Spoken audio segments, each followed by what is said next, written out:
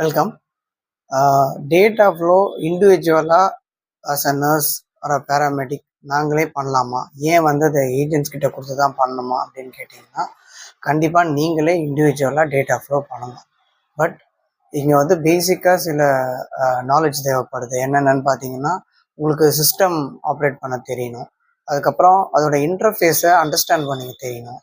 ஏன்னா அது Arabic and English 2 லாங்குவேஜ்லேயும் இருக்கும். அண்ட் தென் உங்களுக்கு documents upload and in case of அது ஏதாவது சேஞ்சஸ் சொல்லுது, இல்லை சைஸ் வேரியேஷன் சொல்லுது அப்படின்னா அந்த சைஸை சேஞ்ச் பண்ணிவிட்டு அப்லோட் பண்ணணும். அப்புறம் example passport size photo upload பண்ணுறீங்க, அது இந்த எம்பிக்குள்ளே இருக்கணும் அப்படின்னு சொல்லுதுன்னா, ஸோ அதை வந்து கன்வெர்ட் பண்ணுறதுக்கு தெரியணும்.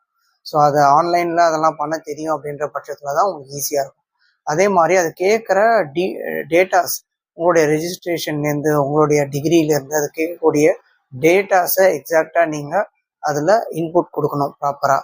ஏன் வந்து இதில் மோஸ்ட்லி எல்லாரும் ரிஸ்க் எடுக்கிறது இல்லைன்னு பார்த்தீங்கன்னா, இது ஒரு பேமெண்ட் ப்ரொசீஜர். 25,000 30,000 கிட்ட கொடுத்து பண்ணுற ஒரு payment process. So in case of இதில் எதனா மிஸ்டேக் ஆகிடுச்சு அப்படின்னா, இதை மறுபடியும் ரிவர்ட் பண்ணுறதோ இல்லை கரெக்ட் பண்ணுறதோ இண்டிவிஜுவல்ஸுக்கு கஷ்டமாக இருக்கும். இது ஒரு முக்கியமான ரீசன்.